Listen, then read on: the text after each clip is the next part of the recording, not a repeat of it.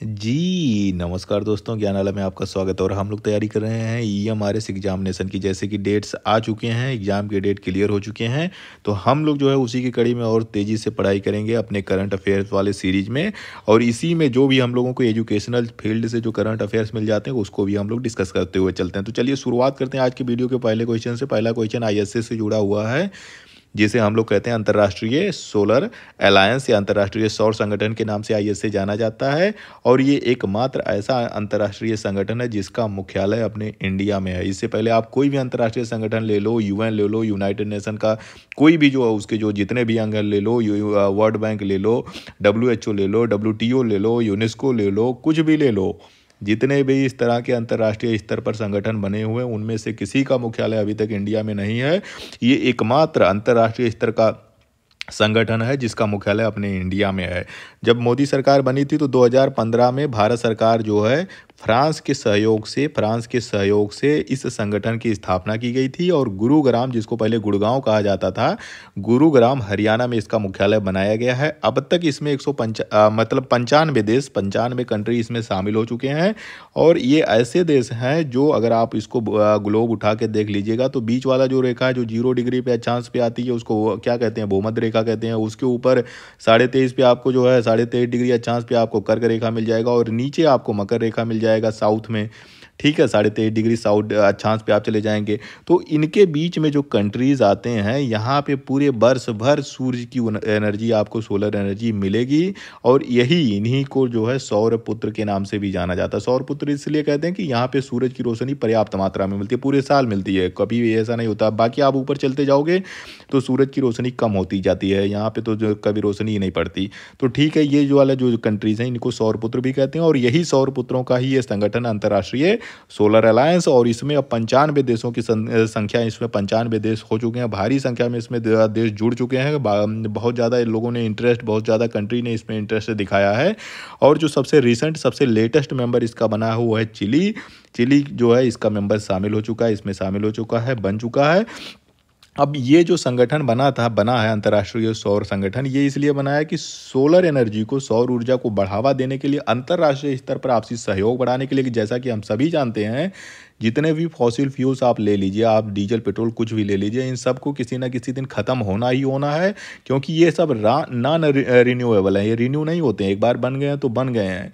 लेकिन solar energy जो एक है, ये रिन्यूएबल एनर्जी है, ग्रीन एनर्जी है, इको फ्रेंडली एनर्जी है। इससे ना तो पर्यावरण को कोई नुकसान होता है और ना ही इसमें जो है कोई ऐसी चीज़ बहुत बहुत ज़्यादा कि इसकी उपलब्धता के लिए जो है परेशान होना। ये जो बीच वाले कंट्रीज हैं इनको तो पूरे साल भर सौर ऊर्जा पर्याप्त मात्रा में मिलती है। तो इसी चीज़ को लेके ग्रीन एनर्जी को बढ़ावा देने के लिए, रिन्यूएबल एनर्जी, सौर एनर्जी को जो है आपसी सहयोग के लिए, टेक्नोलॉजी शेयर करने के लिए, पैसा, इनोवेशन, जो भी चीज़ें इसमें आती हैं, आपसी सहयोग को बढ़ाने के लिए इस अलायंस की स्थापना हुई थी। और हमें याद क्या रखना है, क्यों जिसकी चिली जो है इसका सबसे लेटेस्ट मेंबर है, 95वां सदस्य इसका बन चुका है। चलिए अगले क्वेश्चन पे देखते हैं कि 16.1 मिलियन टन कार्गो संभालने वाला देश का या भारत का पहला बंदरगाह इसमें में से कौन सा है। तो जो जहां भी आपको कुछ भी पहला मिल जाए, पहला आदमी, पहला व्यक्ति, पहला कुछ भी, तो उसको आप लोग अंडरलाइन करके एक बार पढ़ जरूर लीजिएगा। 16.1 मिलियन टन कार्गो संभालने वाला देश का पहला बंदरगाह कौन सा है। कांडला गुजरात, ओखा, मुंद्रा या फिर वेरावल। तो ये जो मुंद्रा है ना, ये अडानी ग्रुप का, ये निजी क्षेत्र का बंदरगाह दो तरह के होते हैं, दो क्या तीन तरह के हो सकते हैं, दो मेनली होते हैं। एक तो या तो सरकारी होगा, गवर्नमेंट का होगा, या तो निजी क्षेत्र का होगा। जैसे रिलायंस बना ले, अडानी बना ले, कोई भी जो है कंपनी, निजी कंपनी जो बना ले, तो उसको हम कहते हैं निजी क्षेत्र का बंदरगाह। तो ये जो मुंद्रा है ना, ये निजी क्षेत्र का बंदरगाह है, निजी क्षेत्र का बंदरगाह। इसको अडानी चलाती है, अडानी ग्रुप जो होता है इस पूरे बंदरगाह का मैनेजमेंट करती है। तो 16.1 मिलियन टन भारी मात्रा होती है। इतना ज़्यादा कार्गो जो है, कार्गो मतलब जो सामान आता जाता है, वो इतना भारी मात्रा में कहीं पे भी इतने जो है जितने भी बंदरगाह इंडिया में, वो उतना मात्रा में नहीं संभाल पाते। तो पहला बंदरगाह जो 16.1 मिलियन टन कार्गो संभालता है वो है मुंद्रा। और मुंद्रा जो है गुजरात में स्थित है और अडानी ग्रुप इसको चलाता है। अब आप लोगों के लिए, आप लोग, क्योंकि हम सभी जानते हैं कि रीजनिंग इसमें सबके सिलेबस में दिया गया, चाहे आप पीजीटी, टीजीटी से लेके आप हॉस्टल वार्डन जैसे सब में रीजनिंग दी गई है। तो आपके लिए क्वेश्चन है कि 1 मिलियन टन में कितने केजी आते हैं। सिंपल सा क्वेश्चन है कि 1 मिलियन टन में कितने केजी के बराबर होता है, कितने किलोग्राम के बराबर होता है, आप लोग इसको कमेंट करके बताइएगा। चलिए अगले क्वेश्चन पे देखते हैं। जनजातीय गौरव दिवस कब मनाया जाता है? इससे हम कई कई बार इसको पढ़ चुके हैं, क्योंकि ईएमआरएस भी जनजातीय मंत्रालय इसको देखता है, क्योंकि ईएमआरएस भी इसीलिए बनाया गया। Eklavya model residential school, Eklavya वही एकलव्य हैं, द्रोणाचार्य के शिष्य। अर्जुन भी एक तरफ थे, अर्जुन को तो उन्होंने अपना खुद, उनके तो मेंबर थे ही, उनके शिष्य थे ही। एकलव्य जो है उनको देख देख के जो है सीख गए थे, मतलब जंगल में रहते थे और उनको देख देख के सीख गए थे। बाद में उन्हें अपना अंगूठा भी देना पड़ा, जो भी रहा हो, ठीक है। तो एकलव्य मॉडल रेजिडेंशियल स्कूल जो है, जैसे नवोदय विद्यालय हैं आवासीय विद्यालय हैं, वैसे एकलव्य मॉडल रेजिडेंशियल स्कूल भी आवासीय विद्यालय है। इसमें आवास भी है, मतलब छात्रावास ही, इसीलिए तो हॉस्टल वार्डन की नियुक्ति हो रही है। हॉस्टल भी बने हुए हैं, उसी वहीं पे रहना है, वहीं पे पढ़ना है। और ये सिर्फ जो है मेनली आदिवासी बच्चों के लिए ही बनाया गया। जो भी आदिवासी बच्चे इसमें प्रवेश लेंगे उनको निःशुल्क सरकार सारी व्यवस्था देगी, सब कुछ देगी, उसी में रहना, उसी में पढ़ना, उसी में खाना, सब कुछ, सारा व्यवस्था एकलव्य मॉडल रेजिडेंशियल स्कूल में है। तो ये क्वेश्चन जो होता है, जनजातीय गौरव दिवस जो 15 नवंबर को बिरसा मुंडा की जयंती के दिवस में मनाया जाता है, वो हमारे लिए इम्पॉर्टेंट है। और इसी जनजातीय गौरव दिवस यानी 15 नवंबर को सरकार ने एक कार्यक्रम की शुरुआत की हो, उस कार्यक्रम का नाम यहाँ पे पूछा जा रहा है। तो जनजातीय गौरव दिवस कब मनाया जाता है? पहला क्वेश्चन 15 नवंबर को मनाया जाता है। 15 नवंबर को मनाया जाता है, किस लिए मनाया जाता है? क्योंकि बिरसा मुंडा जी की, बिरसा मुंडा की जयंती है। बिरसा मुंडा की जयंती के उपलब्ध में ये जयंती, मतलब ये जो है दिवस मनाया जाता है। और इसी दिन शुरू किया गया था, किसके लिए शुरू किया गया था? कमजोर जनजातीय समूह के समग्र विकास के लिए एक योजना की शुरुआत सरकार द्वारा की गई। उस योजना का क्या नाम है? PMPVTG स्कीम, PMJBM स्कीम, और BCFST स्कीम, या फिर TTSU स्कीम। तो आप लोग जो है बिरसा मुंडा, इससे पहले वाले में हम लोगों ने बिरसा मुंडा जी के बारे में काफ़ी कुछ जो है पढ़ा था। बिरसा मुंडा जी जो, इनका जन्म जो था 15 नवंबर 1875 को हुआ था, और मात्र 25 साल ही रहे। लेकिन अब ये वो खूंटी जिला है, झारखंड में खूंटी, रांची के पास एक जिला पड़ता है खूंटी, उलिहातू गाँव है, वहाँ पर इनका बिरसा मुंडा जी का जन्म हुआ था। उलिहाती गाँव, खूंटी जिला, और रांची में इनका जन्म हुआ था। ये आदिवासी, जब आदिवासी मूवमेंट चल रहा था अंग्रेजों के समय में, आदिवासी आंदोलन चल रहे थे, जल जंगल जमीन के लिए लड़ाई आदिवासियों की चल रही थी अंग्रेजों के खिलाफ। उसी में एक महान नेता थे, महान लीडर थे बिरसा मुंडा। धनुष बाण लेके चलते थे। उस क्षेत्र में जो छोटा नागपुर का पठार है, उस वाले इलाके में किसी भी अंग्रेज की हिम्मत नहीं होती थी कि कोई उधर चला जाए। लकड़ी काटने, खनन के लिए, किसी भी चीज़ के लिए कोई जाने की हिम्मत नहीं करता था। रात की बात तो छोड़ दो, दिन में भी कोई नहीं जाता था, क्योंकि वहाँ पे बिरसा मुंडा जी का उतना रोप था। पूरा वो का आंदोलन जो अपने जल जंगल जमीन के लिए शुरू किए थे, वो चलता रहा। बाद में फिर क्या हुआ कि उसमें अंग्रेजों ने 500 रुपये का इन पे जो है, जो भी इनकी लोकेशन बताएगा, उन्होंने जो है 500 रुपये का इनाम रख दिया। और फिर जैसा कि होता है, किसी अपने ही आदमी ने जो है उनकी लोकेशन आउट कर दी, और फिर अंग्रेजों ने उनको गिरफ्तार कर लिया था। फांसी दिए नहीं, किस लिए नहीं दिए कि अगर फांसी दे देते तो उस समय जितनी बड़े आंदोलन शुरू हुआ था, उससे कई गुना आंदोलन शुरू होता उसके विद्रोह में, फिर अंग्रेज नहीं संभाल पाते, इसलिए उन्होंने चुपचाप तरीके से, लोग कहते हैं, कहानी है कि जेल में उन्हें जहर दे दिया गया और सुबह जो है मृत अवस्था में मिले थे। और बिरसा मुंडा ही एक ऐसे लीडर हैं, आपको क्योंकि अंग्रेजों के खिलाफ लड़ाई में भारत को बहुत कुछ मिला, गंवाया तो हमने बहुत कुछ, लेकिन मिला भी बहुत कुछ। हमें राष्ट्रपिता मिले, हमें लौह पुरुष मिले, हमें जो है सरदार मिले, सब कुछ हमें मिले। और हमें जो है एक देवता, एक ईश्वर भी मिला, जिसे आदिवासी समाज बिरसा मुंडा जी को भगवान ईश्वर के रूप में पूजता है। तो ठीक है, इसे आप लोग याद करके चलिएगा। जो स्कीम शुरू हुई थी, जो जनजातीय गौरव दिवस 15 नवंबर को शुरू हुई थी, उस स्कीम का नाम है प्रधानमंत्री PM प्रधानमंत्री PBTG स्कीम के नाम से इसको जाना जाता है। पर्टिकुलरली क्या कहते हैं इसको, वल्नरेबल ट्राइबल ग्रुप्स के लिए, उनके उत्थान के लिए, जो एक समूह है, कमज़ोर जो है जनजातीय समूह है, उनके समग्र विकास के लिए इस स्कीम की शुरुआत प्रधानमंत्री नरेंद्र मोदी ने जनजातीय गौरव दिवस के उपलक्ष्य में शुरू किया गया है। फिर चलिए अपने तरह से आ जाइए चौथे क्वेश्चन पे। GI टैग, हम लोग इससे बारे में बहुत बार जो है GI टैग पढ़ चुके हैं। जियोग्राफिकल इंडिकेटर के रूप में इनको जाना जाता है, टैग दिया जाता है। चेन्नई में मुख्यालय है GI रजिस्ट्री के नाम से, जहाँ पे कोई भी, जहाँ पे अगर आपके यहाँ लगता है कि ये सिर्फ ये चीज़ हमारे यहाँ ही होती है, इसी क्षेत्र में लोकल में होती है और कहीं नहीं होती है, तो आप GI टैग के लिए एप्लीकेशन दे सकते हैं।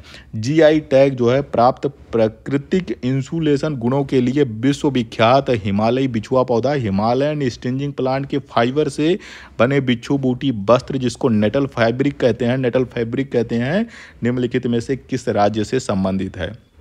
ये जो बिच्छू बूटी है ना, इसका नाम ही है बिच्छू बूटी, क्योंकि अगर इसका ये देख रहे हो ना, इस तरह से इसमें कांटे लगे हुए हैं, अगर आप लोग जो है, अगर आप लोगों को कभी बिच्छू ने डंक मारा होगा तो आप लोगों को पता चलेगा कि जो है कितना जो है पीड़ादायक होता है, बहुत कष्टकारी होता है। यह है बिच्छू बूटी का पौधा, इससे फाइबर निकलते हैं और इसी फाइबर से जो है एक इस तरह से प्राकृतिक इंसुलेशन होता है, इतनी गर्मी देता है कि कोई बात ही नहीं, कोई जवाब ही नहीं इसका है। तो ये जो इंसुलेशन का प्राकृतिक इंसुलेशन से गुणों से जो ये फैब्रिक बनता है जिसका नाम है नेटल फैब्रिक है, इसको जीआई टैग दिया गया। तो जीआई टैग किसी लोकल एरिया में दिया जाता है, किसी एक विशेष क्षेत्र में जो वो चीज़ बनती है। तो ये जो नेटल फैब्रिक है ये उत्तराखंड में, बिच्छू बूटी वहीं पे पाई ही जाती है, इसका नाम ही है बिच्छू बूटी यानी बिच्छू के डंक जैसा। अगर इसको ये अगर लग गया, इसका जो ये लगा हुआ कांटे जो इसमें लगे हुए हैं अगर लग गया तो बिच्छू के डंक कितना जो है पीड़ा होती है, उतना ज़्यादा वो कष्ट, उतना ज़्यादा जहरीला उतना होता है। वैसे बिच्छू के डंक से कोई मरता नहीं है, बहुत रेयरली कोई मर जाए तो अलग बात है, लेकिन जो होता है चढ़ता बहुत तेज है, लगता है 2-3 घंटे तो आदमी की फिर होश नहीं रहता, फिर वो इधर उधर की बातें करने लगता है। तो ठीक है, हमें उससे ज़्यादा मतलब नहीं। जीआई टैग दिया गया बिच्छू बूटी को, और बिच्छू बूटी के प्लांट से जो फैब्रिक बनता है, जो कपड़ा बनता है उसका नाम है नेटल फैब्रिक। इसी नेटल फैब्रिक को जीआई टैग दिया गया है जो उत्तराखंड में बनाया जाता है। हिमालय की पहाड़ियों पर ये जो है प्लांट जो है मिलता है। फिर आ जाइए अगले क्वेश्चन पे। पेरिस में आयोजित हुआ था पैरा एथलेटिक चैंपियनशिप, कहाँ पे आयोजित हुआ था? पेरिस में हुआ था। पेरिस में आयोजित हुआ था पैरा एथलेटिक। पेरिस कहाँ पे स्थित है भाई? सुरा सुंदरियों का देश किसे कहते हैं? पेरिस। पेरिस जो है राजधानी है फ्रांस में, फ्रांस में हुआ था पैरा एथलेटिक चैंपियनशिप। और इसी चैंपियनशिप में भाला फेंक, आप नीरज चोपड़ा को तो जानते ही हैं, भाला फेंकते हैं, लेकिन ये दिव्यांगजनों का पैरा एथलेटिक है। दिव्यांगजनों में भाला फेंकने वाले, जेवलिन थ्रो करने वाले, स्वर्ण पदक जीतने वाले खिलाड़ी का नाम क्या है? ये है, उस खिलाड़ी का नाम है जो पैरा एथलेटिक चैंपियनशिप जो पेरिस में हुआ था उसमें जेवलिन थ्रो में स्वर्ण पदक जीता था, उनका नाम है अजीत सिंह यादव। और ये अजीत सिंह यादव ये भी नीरज चोपड़ा की तरह जो है बहुत दूर तक भाला फेंकते हैं। चलिए अगले क्वेश्चन पे आते हैं कि हाल ही में चर्चित नर्मदा शिल्पकला, नर्मदा शिल्प क्राफ्ट का संबंध निम्नलिखित में से किस भारतीय राज्य से है? नर्मदा शिल्प करा, कपड़े पे जो है कलाकारी बनाई जाती है, क्राफ्ट बनते हैं, शिल्प बनता है, तो उसका क्या नाम है, कहाँ से संबंधित, यही चीज़ इसमें पूछा जा रहा है। तो ये मध्य प्रदेश से है, नर्मदा घाटी तो मध्य प्रदेश में, ये क्यों? नहीं भाई गड़बड़ा मत देना। गुजरात, राजस्थान, जम्मू कश्मीर, ये जो शिल्प है ना, ये जो क्राफ्ट है नर्मदा क्राफ्ट, ये जम्मू कश्मीर में इस तरह के जो क्राफ्ट बनते हैं, जो शिल्प बनती है, जो शिल्पकला का नर्मदा शिल्पकला जो है प्रसिद्ध है वो जम्मू कश्मीर की है। फिर आ जाइए अगले क्वेश्चन पे। राष्ट्रीय आम दिवस, राष्ट्रीय आम दिवस नेशनल मैंगो डे हर साल कब मनाया जाता है? 22 जुलाई को मनाया जाता है, आप लोग नोट कर लीजिएगा। हर साल 22 जुलाई को राष्ट्रीय आम दिवस के रूप में मनाया जाता है। फिर 8वें क्वेश्चन पे आ जाइए। चर्चित India rising memoir of a scientist, एक किताब लिखी गई है rising, India rising. India rising के लेखक कौन है, यही यहाँ पे पूछा जा रहा है। India rising Subira Prasad, R Chidambaram या सुरेश गंगोत्रा, राजीव मल्होत्रा, विजय विश्वनाथन या फिर जो होता है जगदीप धनखड़। तो ये जो लिखी गई है, जो किताब लिखी गई है इंडिया राइटिंग, ये किताब है आर चिदम्बरम की, और इसमें सहयोग, इनके जो सहयोगी लेखक हैं वो है सुरेश गंगोत्रा। ये जो आर चिदम्बरम है ये प्रधानमंत्री के जब जो आप पोखरण का जो है परमाणु परीक्षण भारत ने किया था उसमें इनका काफ़ी योगदान रहा, आर चिदम्बरम साहब का। और ये जो है प्रधानमंत्री के वैज्ञानिक सलाहकार भी रह चुके हैं और डीआरडीओ से भी ये जुड़े थे। तो आर चिदम्बरम की ये किताब है इंडिया राइजिंग, और उसमें जो भारत का जो ये ऐतिहासिक विकास है, जो साइंस के क्षेत्र में, साइंटिफिक स्कूल में अपने उनकी जितनी भी यादें उस इस सारी किताब में उन्होंने इसको लिखा हुआ है। फिर आ जाइए सांपों और अन्य सरीसृपों के प्रति जागरूकता के उद्देश्य से विश्व सर्प दिवस किस तिथि को मनाया जाता है? 16 जुलाई को, 17 जुलाई को, 18 जुलाई को या 19 जुलाई को? ये जो सर्पों और अन्य सरीसृप का मतलब होता है रेप्टाइल्स। रेप्टाइल्स का मतलब होता है जो रेंग के चलते हैं, रेप्टाइल्स का मतलब होता है रेंग के चलने वाले। तो रेप्टाइल्स या सरीसृप दिवस कब मनाया जाता है? ये 16 जुलाई को, हर साल 16 जुलाई को इनके प्रति जागरूकता लाने के लिए ये सरीसृप या फिर जो होता है रेप्टाइल्स डे दिवस मनाया जाता है। सरीसृप जैसा कि अगर आप लोगों ने अगर उद्विकास देखोगे ना, जीवों का उद्विकास, शुरू में तो जीव थे नहीं पृथ्वी पर, पृथ्वी पहले आग का गोला था, ठंडी हुई, बारिश हुई, पानी बने, सब कुछ बना, मीथेन बना, सारा कुछ इंग्रेडिएंट बना, अमीनो एसिड बने, तो फिर उससे जीवों का पहले माइक्रो ऑर्गेनिज्म आए, छोटे जीव आए, फिर उसी तरह से वो क्रम होता चला गया। तो पहले जलीय जीव आए, ठीक है, जल में रहने वाले आए, मछली आई, मछली से फिर एम्फीबियंस आए यानी उभयचर आए, मेढक आ गया, फिर मेढक से क्या हुआ, कुछ लोग जो होता और दूर निकल गए, रेप्टाइल्स आ गए, रेप्टाइल से कुछ पंछी बन गए, उड़ने लगे, ठीक है, कोई मैमल्स आ गए। तो ये पूरी कहानी है इनकी जो है, अगर उद्विकास आप जीवों का पढ़ोगे तो पहले जो आ गई मछली आ गई। मछली क्योंकि समुद्र था तो मछली आ गई। कुछ मछली ऐसी थी जो जल से बाहर निकलने की कोशिश कर रही थी, तो वो बन गए उभयचर बन गए, जिनको हम एम्फीबियंस कहते हैं। मतलब जो जल में भी रह सकता था, जो थल में भी रह सकता था, लेकिन थल में बहुत ज़्यादा दूर तक नहीं जा सकता था, उसको पानी में आना ही पड़ता था। जैसे मेढक हो गया, मेढक जो होता है बाहर ज़मीन पे भी रह सकता है, लेकिन ज़्यादा समय तक नहीं, उसको पानी में आना ही पड़ेगा।